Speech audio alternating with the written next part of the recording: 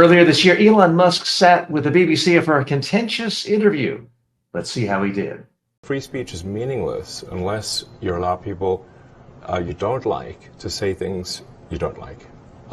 Musk shows some confidence. He's using his hands, his head is moving, he's speaking clearly. Interestingly, Elon Musk, by traditional standards, is not really that good in media interviews. He says lots of ums and uhs, and he stumbles around, repeats himself a lot. But in this section, he's coming across very forceful, pushing his main ideas. Otherwise, it's irrelevant. And if at the point at which you lose free speech, it doesn't come back. I think the issue some people have is that a lot of people were brought. So Musk is making forceful points here, but he does tend to speak up in the vocal cords way up here.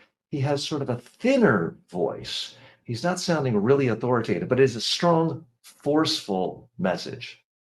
Is that a lot of people were brought back. I mean, some people were brought back who were previously banned for spreading things like QAnon conspiracies. You have people like Andrew Tate who were brought back, who were previously banned for things like hate speech. Do you think you prioritize freedom of speech? So this is interesting. Musk is holding his hands together like this. That's typically something people do when they're a little bit uncomfortable, aren't really sure what to do with their hands. Over misinformation. Here, Musk is asked about the rise of hate speech on Twitter. Well, you know, who's to say that something is misinformation? Who's the arbiter of that? Is it the BBC? So here Musk starts engaging the reporter. Now, for most business people in most situations, this is not a good idea. But Musk has decided to engage directly. It's consistent with his brand. He is the new media. He's battling the old media. So asking questions in the middle of an interview is a way of engaging, being provocative, attracting attention. Now, I mentioned a moment ago that he's not, by traditional standards, really smooth in media interviews. But he does have the greatest strength of all, which is the ability to attract attention. He's doing it right here by asking provocative questions. You're literally asking me? Yes. Well, no, you are the arbiter on Twitter because you own Twitter. Yes, I'm saying who is to say that one person's misinformation is another person's information? So Musk does something very interesting here. He's asking provocative questions, but he has almost a soft tone in his voice. He's not coming across as angry or argumentative. It's a very soft tone, almost a friendly tone. At the point at which you say that there is this is misinformation, like who is going to decide that? You accept that misinformation can be dangerous, that it can cause real world harms, that it can potentially cause. Yes, and the point I'm trying to make is that the BBC itself has at times published things that are false. Now Musk is about to escalate conflict with the BBC. He's directly engaging. False. Do you agree that that has occurred? I'm quite sure the BBC have said things before that turn out to not be true. Correct. In its, whatever it is, 100-year history, I'm quite sure. Yes.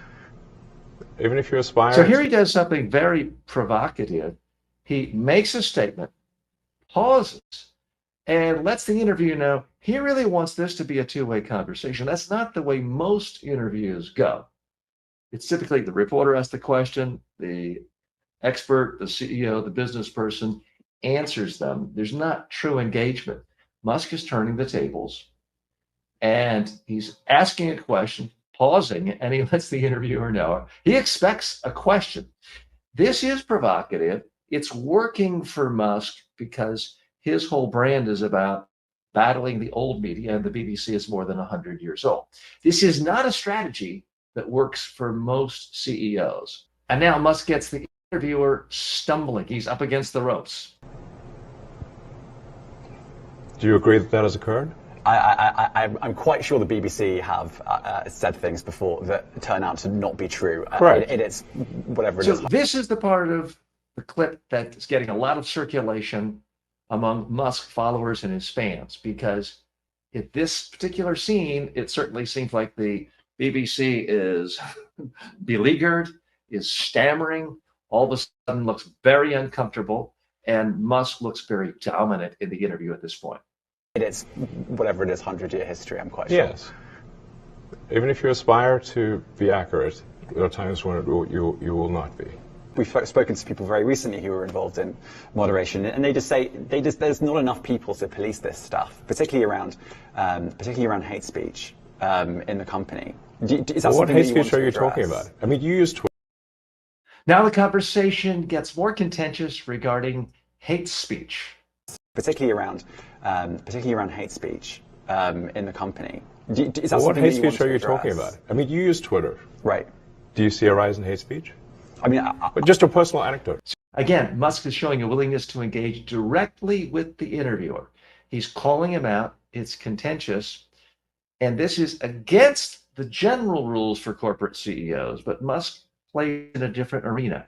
He's really more like a political figure in the United States and around the world. He has a certain political ideological base, and they absolutely love it when there's confrontation with a journalist.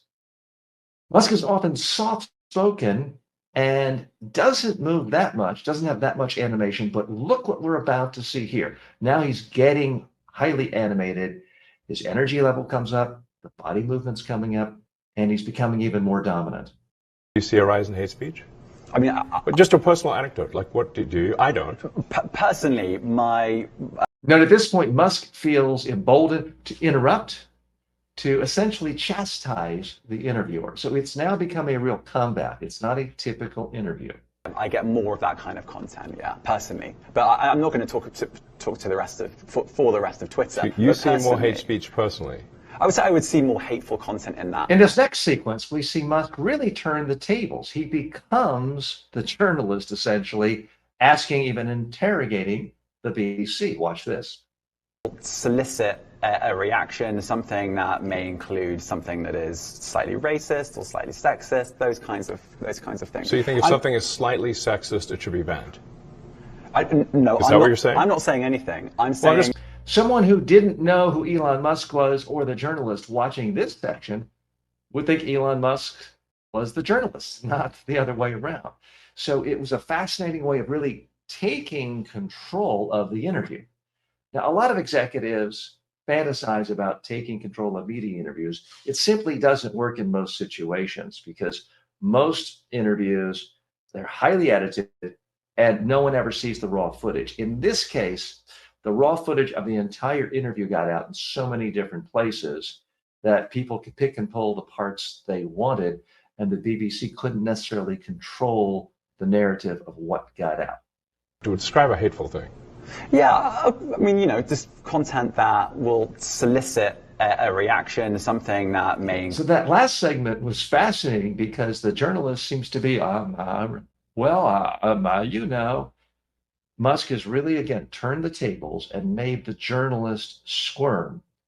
So for certain ideological segments in the United States and around the world, they absolutely love it when somebody can make a journalist squirm. So he's scoring points here with a huge amount of his fan base.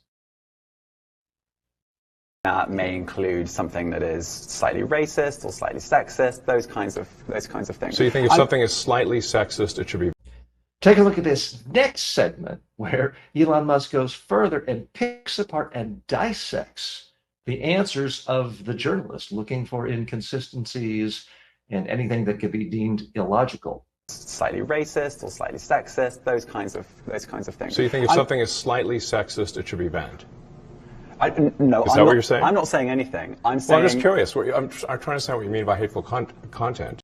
Now, you can make the case that Elon Musk was using a straw man argument, but he did it very effectively here, making the journalist seem as though he weren't certain what his assumptions were, making the journalist appear to be taking a position that wouldn't make any sense to a fair-minded person. Content. And I'm asking for specific examples. And if In this next segment, Musk continued in his role of essentially the journalist in this exchange by asking for proof, asking for evidence, asking for examples. Listen. I'm saying. I'm just curious. I'm trying to understand what you mean by hateful content. And I'm asking for specific examples. And you just said that if something is slightly sexist, that's hateful content. Does that mean that it should be banned? Well, you've asked me. So this is the real power of Musk's approach with the media. He's not yelling. He doesn't come across angry. He comes across as extraordinarily intelligent and thoughtful, and he's asking logical questions, trying to pinpoint logical fallacies in the arguments being put in front of him. So he does this very well. This is his real strength.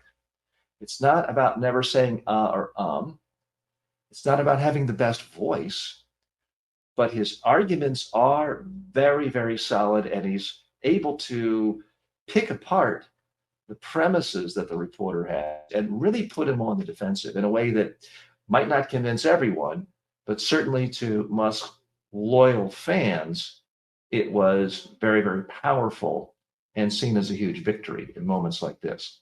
You've asked me whether my feed, whether it's got less or more. I'd say it's got slightly more. That's why I'm asking for examples. Can you name one example? I honestly don't. Honestly, I You don't. can't name a single example. Again, Musk doesn't let up. You'll see him pile on again and again, but without seeming like a bully.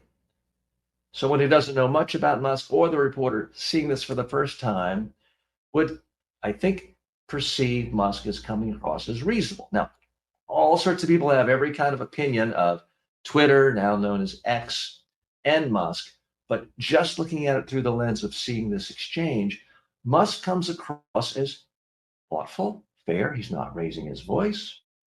He's not being rude, but he really puts the journalists on the defensive here. Let's look. Ask me whether my feed, whether it's got less or more. I'd say it's got slightly more. That's why I'm asking for examples. Can you name one example? I honestly don't. Honestly, I You don't. can't name a single example. I'll tell you why, because I don't. Listen to that. You can hear the frustration from Musk. You can't name a specific example. He didn't yell, but the volume was palpably louder. He's more animated. His head moved. His body language even moved a little bit. He didn't reach out and say, "How dare you?" But you could see the movement. And that's when Musk knew he essentially was winning the argument. I'll tell you why, because I don't actually use that feed anymore, because I just don't particularly like it. But you and said actually, you- a lot of people are quite similar. I only look at hang on a second. following. You said you've seen more hateful content, but you Now we get to the part where Musk feels like, okay, this is a wounded animal. There's not much left. Let me keep going deeper and deeper. Let's see where it goes. But you And said actually, you- a lot of people are quite similar. I only look at hang on a second. following. You said you've my seen following. more hateful content, but you can't name a single example, not even one. I'm not sure I've used that feed for. This is the forceful Musk here. Notice here we don't see the typical ums and the uhs. Here he's not as soft-spoken. Stronger volume coming out. He's slowed down to emphasize words. He says, you can't even name one. There's this true sense of frustration, exasperation coming out because the person making allegations against his firm can't be specific. So Musk did a masterful job here. Even one. I'm not sure I've used that feed for the last 3 or 4 weeks, and Well, then how did you see that hateful content? Because I've been using Twitter since you've taken it over for the last 6 months. Okay, so then you must have at some point seen that you. So now it continues. They go deeper and deeper and deeper, and Musk continues to get the journalists to be on the defensive. And Musk looks as though he were the reasonable journalist asking fair-minded questions. Very important to note, he doesn't put on the hat of being a right-wing political commentator. He continues to project sort of, I'm a tech guy, I'm a business person, and it is working very well for him here. 4 weeks, and Well, then how did you see that hateful content? Because I've been using Twitter since you've taken it over for the last 6 months. Okay, so then you must have at some point seen that you hateful content. I'm asking for one example. Right. And you can't give a single one. And I'm saying I say. So here, Musk is escalating the charges. He's speaking a little louder, a little faster, and he feels emboldened to interrupt because he feels as though the journalist has been disingenuous. And he knows that the audience watching would be on his side. And I'm saying I say, sir, that you don't know what you're talking about. really. Yes, because you can't give me a single example of hateful content. Those are strong words. I say, sir, you don't know what you're talking about. Again, that's not the usual playbook for a CEO being interviewed about a publicly traded company. Normally, things are very polite, genteel. but it built up to this. Musk didn't just come out of the gate attacking the reporter. He built a very, very logical case. He heard charges. He picked each one apart. He asked for specific examples. And the reporter really didn't do a very good job there. And now he leads to a conclusion. And it was very, very powerful. Let's see where he goes from here. Of hateful content, not even one tweet. And yet you claimed that the hateful content was high. Well, that's a false. No, what I claimed... You just lied. What I claimed... You just lied. That, in fact, was the soundbite pulled from this interview. They got a lot of attention on YouTube and other places. Everything built to that peak of you just lied, because it doesn't get much stronger when talking to a journalist than saying you just lied, because typically that's what journalists say to the business person, the politician. That's what so many Americans and people around the world are used to seeing 60 Minutes correspondents exposing some tobacco executive for lying. Now Trump has turned the table and called the reporter out for lying. And this brought tears to the eyes of his fans of joy. And it didn't cause him to lose much credibility among other people, even Musk critics, and he certainly has a lot of critics. So what do we learn from this? Musk is, by traditional standards, not the smoothest, most polished media interview subject.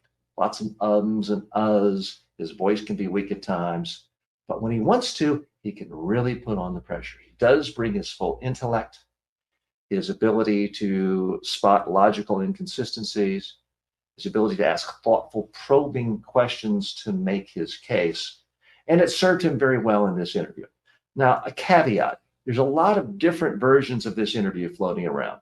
There was an initial 1 hour raw footage, but the audio quality wasn't that good. So I didn't use that.